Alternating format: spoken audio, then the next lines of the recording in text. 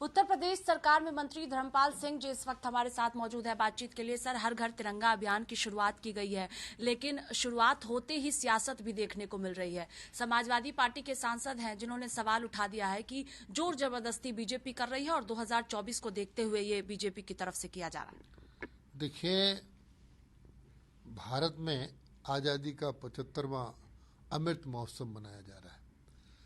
देश की आज़ादी की लड़ाई हिंदू, मुस्लिम, सिख, ईसाई सबने मिलकर लड़ी तो हमारा देश आज़ाद हुआ।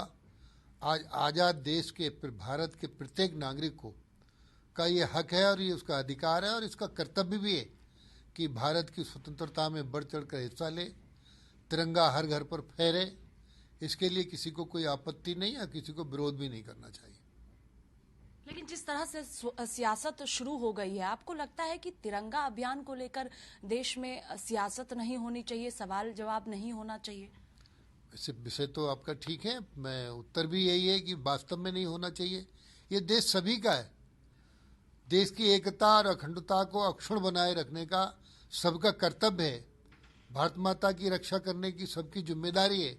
तो इसलिए ये तिरंगा जो महोत्सव है, एक अमृत महोत्सव के रूप में देश मना रहा है, तो इसमें सभी को बढ़ चढ़ कर भाग लेना चाहिए। सर, इससे इतर एक सवाल कि समाजवादी पार्टी में लगातार जो दूरियां हैं अब अंदरूनी, वो सामने आने लगी है। रामगोपाल यादव ने मुख्यमंत्री योगी आदित्यनाथ से अभी हाल में मुलाकात किया और उसके बाद शिवपाल यादव ने ही सवाल उठा दिया है रामगोपाल यादव पर। देखिए, ये उनकी आपसी परिवार की कलह है। पारिवारिक पार्टियां होती हैं तो उनमें यही गति होती है कि वो राष्ट्रीय दल तो है नहीं तो राष्ट्र का सोच रखें। पारिवारिक पार्टियां तो परिवार तक सीमित है। मैं इसमें जरूर ये कहना चाहूँगा, उत्तर प्रदेश के मुख्यमंत्री योगी आदित्यनाथ जी सभी के मुख्यमंत्री हैं। किसी भी दल विशेष के व्यक्ति को मिलने से रोका नहीं जा सकता, मिलना चाहिए, अपनी बात कहनी चाहिए। माननीय मुख्यमंत्री जी सबके लिए हैं और सबके दरवाजे उनके यहाँ खुले हुए हैं। अब उनकी ये आपसी कलह है, चाहे भाई ओम प्रकाश राजभर ने क्या कहा, माननीय शिवपाल सिंह यादव क्या कह रहे हैं, उनके बारे में तो वही लोग जान सकते हैं।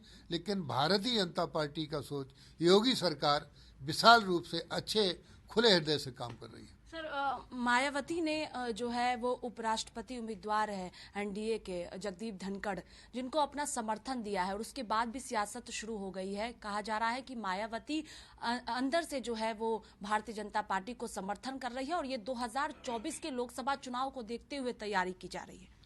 देखिए, मैं मायावती जी को धन्यवाद दूंगा, बधाई दूंगा। उन्होंने उपराष्ट्रपति धनखड़ जी को अपना समर्थन देने के लिए कहा है, इसके लिए उनको बधाई। और कौन दल क्या कह रहा है तो वो तो उन्हीं से बात करिए, लेकिन ये काम मायावती जी का बहुत अच्छा है। एक सवाल आपके विभाग से, आखिरी सवाल। पशुपालन विभाग आपके पास है, ऐसे में उत्तर प्रदेश में गौ आश्रय और गौ संरक्षण से जिस तरह से शिकायतें मिल रही थी, उसके बाद नोडल अफसरों की तैनाती भी की गई है, उसको किस तरह से देखा जाए और क्या कुछ आगे होने वाला है? देखिए, पशुधन सभी धनों में श्रेष्ठ है। हमारे यहाँ कहा गया है, गोधन, गजधन, बाजधन, बाकी और रतन धन खान। बाकी तो रतन वगैरह तो बाद में आते हैं। तो पशुधन को, क्योंकि खेती से जुड़ा विषय है, कृषि खेती हमारे देश की अर्थव्यवस्था है। पशु प्रभावित होंगे तो हमारी कृषि की व्यवस्था प्रभावित होगी। इसलिए हमने 1 अगस्त से 12 अगस्त तक और 17 अगस्त से 31 अगस्त तक एक पशु रोगों को, जो संक्रामक रोग बरसात में होते हैं, उनको अभियान चलाकर टीकाकरण कराने का लक्ष्य लिया है। हमने 18 मंडलों में भी सभी में नोडल अधिकारी बना दिए। सभी अधिकारी प्रदेश से वो हटकर दौरे कर रहे हैं और इसमें सभी लगे हुए हैं।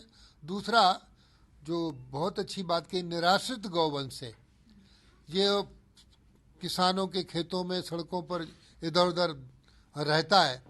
किसानों के द्वारा दूध ना देने पर पशुपालकों के द्वारा जिसको छोड़ दिया जाता है, उसको हम गौ आश्रय स्थल में पहुंचाने का काम कर रहे हैं।